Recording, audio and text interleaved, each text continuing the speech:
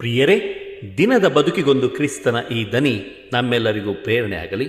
ಪೂಜಾ ವಿಧಿಯ ಸಾಧಾರಣ ಕಾಲದ 25ನೆಯ ವಾರ, ಸೆಪ್ಟೆಂಬರ್ 28, 2024, ಶನಿವಾರ.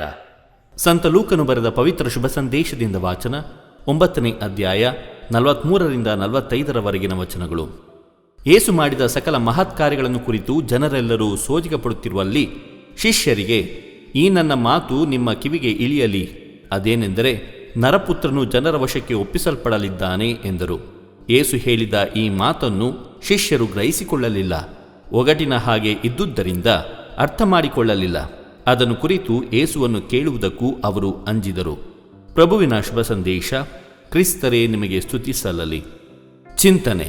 ನಮ್ಮ ಬದುಕಿಗೊಂದು ಸ್ಪಷ್ಟ ಗುರಿ ಇದೆಯೇ? ಪ್ರಭು ಯೇಸು ಕ್ರಿಸ್ತರಲ್ಲಿ ಆತ್ಮೀಯರೇ, ಯೇಸು ಇಂದಿನ ಶುಭ ಸಂದೇಶದಲ್ಲಿ ತನ್ನ ಮರಣದ ಬಗ್ಗೆ ಮುನ್ಸೂಚನೆಯನ್ನು ನೀಡುತ್ತಾರೆ. ಪ್ರಭು ಯೇಸು ಕ್ರಿಸ್ತರು ಬಂದಿದ್ದು ಪಾಪಿ ಮಾನವರಿಗೆ ಶಿಲುಬೆಯ ಮರಣವನ್ನು ಹೊಂದಿ ರಕ್ಷಣೆಯನ್ನು ಕೊಡಲು. ಅವರ ಜೀವನದ ಗುರಿ ಅವರಿಗೆ ಸ್ಪಷ್ಟವಾಗಿತ್ತು. ಅದನ್ನು ಶಿಷ್ಯರಿಗೆ ತಿಳಿಯಪಡಿಸುತ್ತಾರೆ. ಆತ್ಮೀಯರೇ, ಆದರೆ ಆ ಶಿಷ್ಯರು ಅವರ ಮಾತನ್ನು ಗ್ರಹಿಸಿಕೊಳ್ಳಲಾಗಲಿಲ್ಲ. ಯೇಸುವನ್ನು ಕೇಳುವುದಕ್ಕೂ ಅವರು ಅಂಜಿದರು. ಆದರೆ ಶಿಲುಬೆಯ ಮರಣದ ಬಗ್ಗೆ ನಮಗೆ ತಿಳಿದಾಗ ನಮಗೆಷ್ಟು ನೋವಾಗುತ್ತದೆ.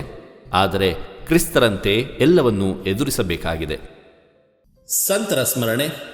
ಪ್ರಿಯರೇ, ಇಂದು ಸಂತ ವೆನ್ಸ್ಲಾಸ್ ರವರ ಸ್ಮರಣೆಯನ್ನು ಮಾಡುತ್ತಿದ್ದೇವೆ. ಇವರ ಕಾಲಾವಧಿ ಕ್ರಿಸ್ತಶಕ 907ರಿಂದ ಕ್ರಿಸ್ತಶಕ 929ರವರೆಗೆ. ಇವರ ತಂದೆ ಕ್ರೈಸ್ತ, ಆದರೆ ತಾಯಿ ಅನ್ಯಮತಿಯಳು. ಅಜ್ಜಿ ಸಂತ ಲುಡ್ಮಿಲ್ಲ. ಇವರ ಪಾಲನೆಯಲ್ಲಿ ಧಾರ್ಮಿಕ ಶಿಕ್ಷಣದಲ್ಲಿ ಬೆಳೆದವರು ಸಂತ ವೆನ್ಸ್ಲಾಸ್. ರಾಜಮನೆತನದಲ್ಲಿ ಜನಿಸಿದ ಇವರು ಕೆಲವೇ ವರ್ಷಗಳಲ್ಲಿ ತಮ್ಮ ತಂದೆ ತಾಯಿಗಳನ್ನು ಕಳೆದುಕೊಂಡರು. ರಾಜ್ಯದ ಆಡಳಿತವನ್ನು ವಹಿಸಿಕೊಂಡ ತಕ್ಷಣ ಜರ್ಮನಿಯ ಮತಪ್ರಚಾರಕರನ್ನು ಹಿಂದಕ್ಕೆ ಕರೆಯಿಸಿ ಸುವರ್ತ ಕಾರ್ಯಕ್ಕೆ ಉತ್ತೇಜನ ನೀಡಿದರು. ಇವರು ಪರಮ ಪ್ರಸಾದದ ಭೇಟಿಗೆ ಹೋಗುತ್ತಿದ್ದಾಗ ಇವರ ಸಹೋದರ ಬೊಲೆಸ್ಲಾವ್ ಇವರನ್ನು ಕೊಲ್ಲಿಸಿದ.